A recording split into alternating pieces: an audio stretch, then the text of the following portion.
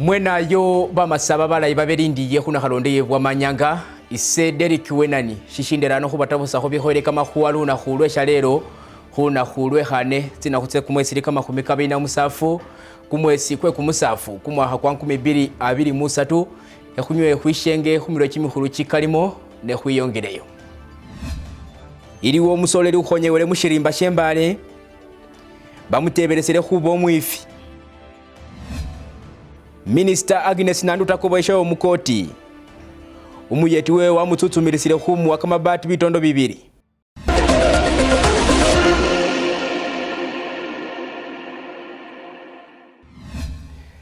Muryo bamasaba bashirindira kuna kharondo ye bwa manyanga nilamo rundi khubakanira munenge kharenge hayefe ye kamakhuwa ke Shaleelo mubwitsufu utani kamakhuwa ukhwama mushirimba shembale isi umusoleri uli akari kimiko 18 kimiko kama 2025 ama ukhonywa mubisabye gangama munozani Silvia mushirimba shembale nga wamutebelesa bayino abo muifi umubaka wa president munozani Silvia mushirimba shembale were yakhaya amire wa khomyasa shabe khali khuwambira kama kambira mungono ekhone bikali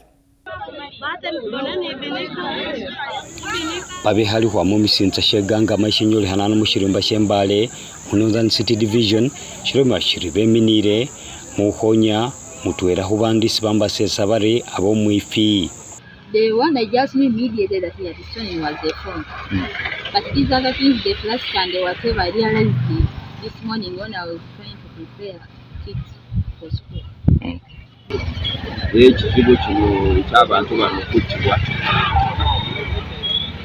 tetukira kufuna mawulire gatumanyisa bizibu bino tugenda okutegeera omuntu babuse kati ngono kugenza okukya kusanga muntu bufu kati ekiro twawulidde enduulu yesu nina abantu tebakyasituka mugamba nti katudukirire enduulu wabula kati buli omu yeetegewe era kyeffe tetumanya ani amuse naye tetumanyi nti abeerwanyeeko be baasa omuntu oyo naye kasiti kirungi bakirabye nti ebizibitiwa ebiri ebintu bamusanze nabyo era naffe tetumanyi ng'abatuuze b'okukyalo hali batsire mumoni ni hulumo bari polisi aho bayetaho hubiye hulinda lukosi mwisinza shabweta ne polisi yekitundu kino nobwokuba enduulu yotesituka esirika nebwe mulwana wano tesobola kutuka wano era tebakudusa wano n'ogamba nti ndi kumpi ne polisi kanzirukire ku polisi ogezaako okudduka nga ggwe nze ayogera njogedde okiwulidde kyenkugambye muzeeyi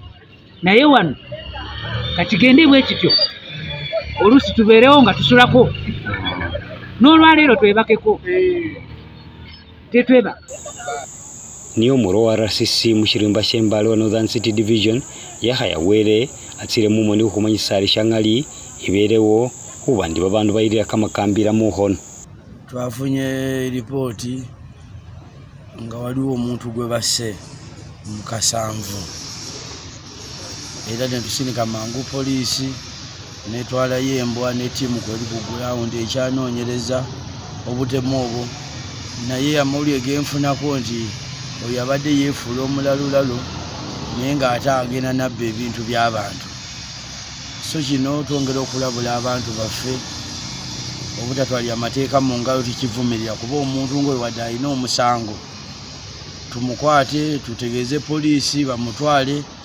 bamubuuze kajjojiji byatubuulire gyabadde abba ne babadde abba nawe naye kati we tumutta kibaliriza obujulizi tuba tubusibiddeyo so okutwalira amateeka mu ngalo tukivumirira si kirungi. RCC Alomari walombere ba kanso bositsana naddala ba LC hubonandi kimisango kyositsana ikibawo bakiwa polisi inyalise hubange bayetaho kusambo tsinutse bubwifi ni sambe tsindi tsihali tsindayi mu bisinza byabwe ebyabana abaana ba street kids twasazeewo okukola ebikwekweto era mulaba wiiki ewedde yonna tuli mu kukwata era n'erimandi home nayo batugambe yajjudde so kino kiddayo ababiina bya nakyewa abantu bafa basobola otuyambako okulabirira abaana bano n'okubazaayo gye babeera tubaaniriza naye ekisembayo kwe kulaba abazadde okusomesa abaana okubabuulirira okubateekateeka n'okulaba abo bennyini abamenyi b'amateeka nga tubawaabira polisi ebavunaane tubatwale mu kooti babatwale bagende basaavinge mu makomera tulabe nga abantu baffe baba n'emirembe mu bitundu byaffe. matende ya sini niyo usahile lihuwa lino ulwa telefaine yebwa manyanga ngabye mushirimba shembale khwabikoboselekho abundulo umulawo shirindi akhuna kharonde bwa manyanga khwakoboye mukoti mushirimba she Kampala isi minister umuro ukhola khulomotse kala moja Agnes Nandutu amakhubanga kobose wa Shaleelo khutandia khurekeresa kumusango kwewe mwesi bamutsutsumilisa ukhwiba kamabati kakabaka khutsira abandu batambi bemubisitsa bye kala moja khumuna khulwa Shaleelo shinga khubonya khumukoti umuyete wewe abaho amakhubanga amutsutsumilisa yuno amuwa kamabati katabula tsingumi tsibili tsimbofu kakhone bikali.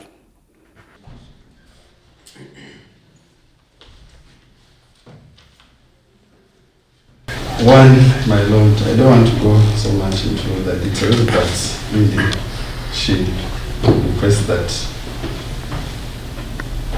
at least no live coverage and video are taken of her testimony. Because if you say don't cover but record, you are recording exactly what should have been covered. So the effect is the same. Unless if the state is saying this trial should be without press me. Indirectly, maybe that is what they wanted to say. Otherwise, to us, the effect is the same and it doesn't make any meaningful sense out of it. But we shall leave it to court. But that's the feeling we have at the defense. Doesn't make a difference. My lord, I'm not saying that trial should not be public. The journalists can be made, but the issue of beaming, especially the witnesses when they are giving their testimony live in real time, that's the issue.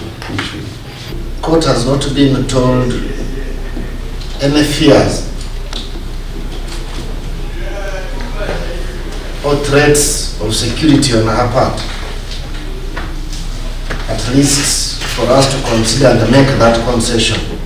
The law as we know it is that I think section 3 of the TIA says all criminal trials must proceed with the assistance of 2 assessors. We are at the beginning of the trial, we haven't even started, so it is a bit of a risky business for this court to proceed only with 2 assessors, because we know the impact. If for some unfortunate reason one of the assessors is not able to join us for the rest of the trials, we would find ourselves on the wrong side of the law, because the law requires that we proceed with the assistance of 2 assessors. So to that effect, because the trial hasn't started, and as we said, the preliminary hearing has not yet even been conducted as required by section 68, therefore I will, as I prepare the ruling, I thought it's important to let you know that we are waiting, that we have called for a replacement assessor, who we are told is already on the way and should be here briefly. Ngabya Agnes Nandutu khwabikoboselekho abundu omulawo shirindi akhuna kharondo yebwa manyanga lukhobo lukhulu na khulwa Shaleelo lwamakhongesayo imbuka ye khurobora banashisolongo ba LC inyowa niye khabili mwinambo mositsana. Minister ukhola khulomotse government ye bisitsa Rafael Majezi niyo amakhwame wabanga arera shino she khukhalawo isi lukhobo lukhulu linambo alibongeseyo khurobora khuno khumala tsina khu shitondo shitwanika 18 akhone bikali. But now I'm speaking and he's running. I don't understand. Minister ukhola khu government tsebisitsa Rafael Majezi unokhoshiya makhwama yo wanjula inenge harengeha ye khurobola khu banashitolongo ba LC nyowa ni LC ye khabili khumala tsina khu shitondo shitwanika 18 shinyalise government khuyimali umule khura khurobora. Honorable members, I beg to lay on table the statutory instrument number 63 of 2023, the local governments in bracket amendments of 3rd schedule, instrument 2023. I beg to lay. Thank you, Honorable Minister, Honorable members. Ukhwanjura inenge harenge haino, yuno ati lemo khura kamani atulani khura mumakambira. khuramba khwe banasolongo ba LC nyowa ni LC ekhabili isi bunyala bwaye bwawakho nga tena khutse kumwesi 10 kumwesi kwe kumusafu kumwaha kuno. Minister khunyowa akaniya shino shibirisiwe busanga shakhupanisiwakho bibibaso tawe era shikhandisiwile nabi ni banalukhoba bali khulubeka lukhanisa gavumenti abamileyo bokesa khuta khusangala khwawe khule ukhuongesayo bunyala bwe banasolongo ba LC1 ni LC2 era bakhumyasa gavumenti khukona khumulimo kwawe baba khabafura bama bali ukhongelayo ili nisho shekhukhalawo tawe ne gavumenti yakhung'angaseri imali umule ireo khurobola khwe banasolongo ba LC1 ni LC2. This, right on speaker, may be used conveniently if you look at it. I don't know where the minister gets the feeling that it can be extremely difficult or impossible, and who determines extremely difficult and impossible. Right on speaker. Right on speaker, this is going to be conveniently used at the whims of the government to inhibit the right to vote.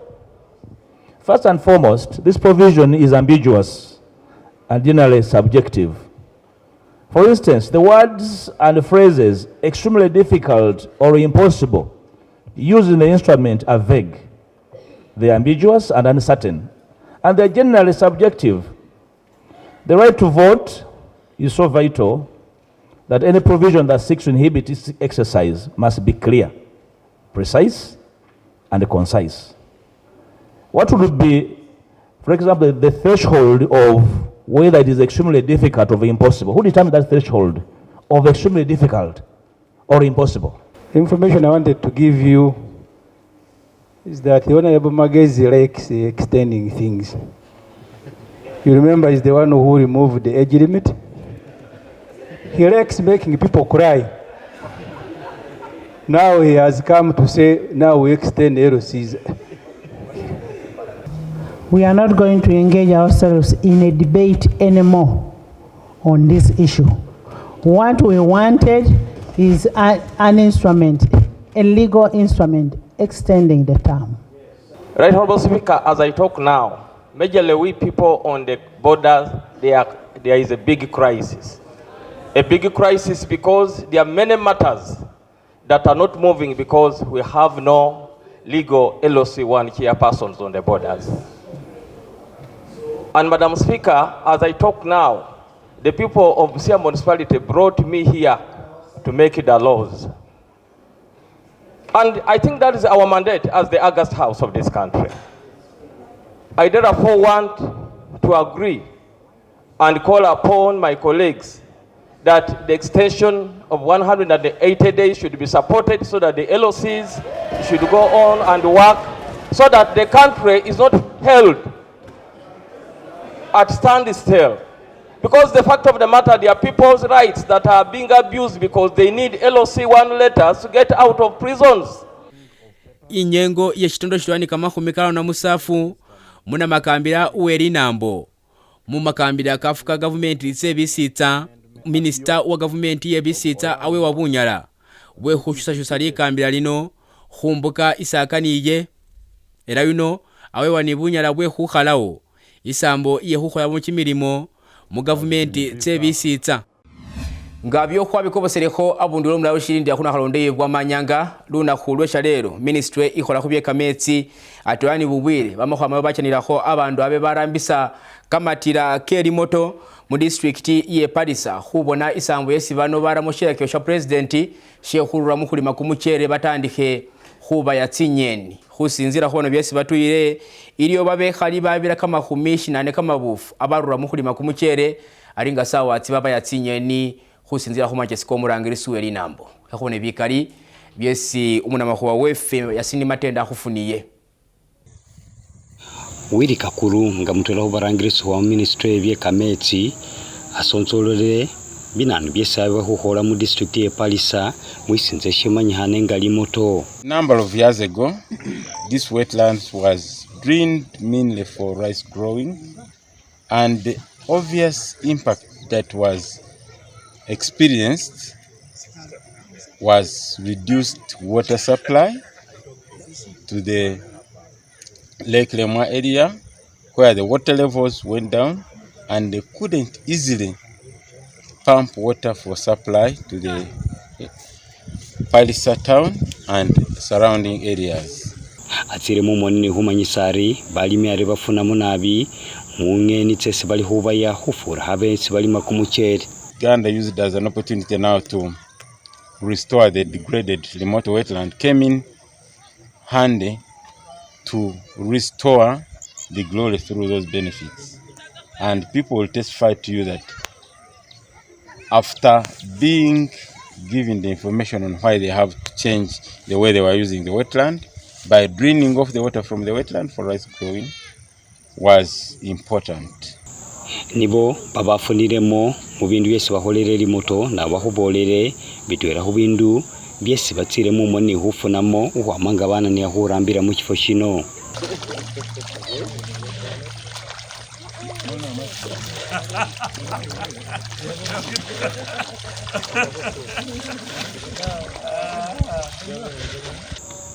Baloma bari ari bafunamu nabi nga bali huba yatsingeni hufura habe nga balima kumuchere. Ati ano esaawa eno nze malire ati ane myaka jerere guno gokutano nga tinima niki omuchere kubanga akati adi twalimanga omwiga nengo yinzo kulima oyakwekanga amaizo lugaiza manji gafundika ekyo kimo ekyo kubiri omuchere ogwo gubaire gubanga ko wuko obwo kyovona lero kuti abalimo omuchere bayina kufuwira ngabona nga ndino fuwira tofuna muchere ate antu awinenga mulimo gwamani project ene government etuletera enewe tuganyirwe mu kubanga omukungura tukozese syodo kusayino ate tete tukozese sente ekyo kubiri ahali batsire mumoni hulomba government hongera huba wabuyeti babone bali beyongera hutsotso na mu district yabwe. Tusabera government kutwongera wongere kubanga ati ano oli moto munene ne ati ano tuline pondi sintono ati ana bantu buli muntu ali kutaka engeri je bali kubona nti tuli kufuna muku tufunire muku buli muntu ati ano munali moto yene nataka nti angire nenga project ngati anene pondi sijino jiri munana jonkana tituinzo kubama bante 10 oba 2 kale kitaga government kutwongera ko niki tete pondi sijindi kasi tukole niki tufuna okuganyulwa swenswena kubanga tubamba batono tuganyulwa alati anu twabaire mu ruto eyo kinana ne twaganyuirwe muntu okufunanga mitwala ana mu musanvu ne kintu tutyo twaganyuirwe muku omuntu yabire nagula kensigo agandi bagulire kembuli ejindi nigiyamba oliso mwana kwava ku isomero kale ne tubanga tuganyuirwe muku. Niwa balulira kifo kino sheri moto batsire mumoni ni ukumanyisa babandu bali hufunamo nabi mu project ino eri hutya mumoni abali omubyenyanza mwe bafuniremu kuba izuli twatundire ebyenyanza milioni 6 etola ke milioni 23 gibayiriyemu kugula ebyenyanza okanjamu idesende twawaire eniki aba farmers wayagirianga nti mu makaga muzwire mabantu basatu bana bali ku project babanga ne milioni egibete 2.5 bagulire embuli era izule report batuwaire nti bagulira aba farmers abali anga bagulire embuli 10 buli muntu ali nembuli jalisha eikewwe basaswire fees jabana bagulire ku ebintu ebindi bya ukozesa omaka kale bali very grateful basanyukino olwe project okutuuka okulevo nti nesayo n'okuba omuntu omuiza ntozwemu ate ano lutalo ahali nabo batsire muni hulomba government hubona ndi batimirira beyongere hubanga batsotsonsa ko mulimo kwabwe. So in my opinion, this project is helping government and helping to the community to access the nutritional value that they would spend a lot of money to look for. Matende ya sinini usahire li huwalino ula telefaine ewa manyanga.